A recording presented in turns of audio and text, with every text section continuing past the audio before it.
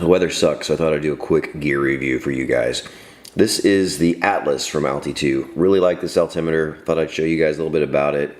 How it's similar to the N3, my old favorite, and what are some differences, which ones you might consider buying, and all that kind of fun stuff.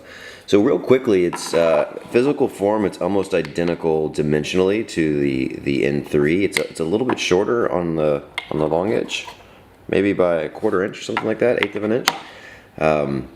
Otherwise, dimensionally, they're pretty much identical.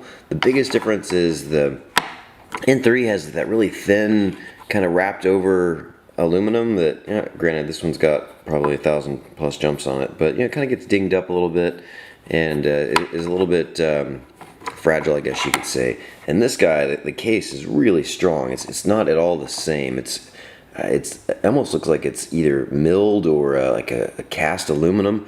It's a lot more heavy duty. It's a lot more sturdy than the covering on the N3.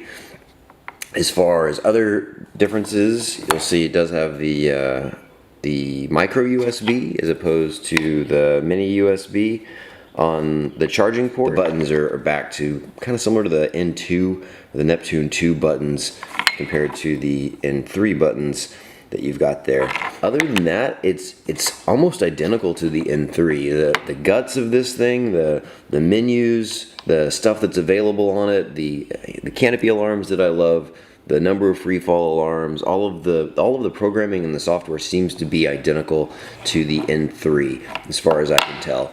So I've got a full review on the N3 you guys can check out if you want to learn more about all the different swoop alarms, free fall alarms. Now you can use it as visual and audible and everything else.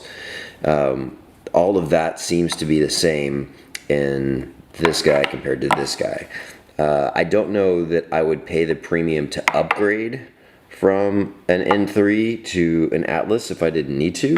If I was in the market for a new one, if I needed another altimeter, I would definitely recommend picking this up. It's a lot more robust. It seems like it's going to be a lot more durable. Again, this one's a couple years old and is still going strong. I love my N3, don't get me wrong, but I think if I was in the market for a new one, I'd go with the Atlas. If I already had an N3, and I don't know that I would upgrade just for the case at this time.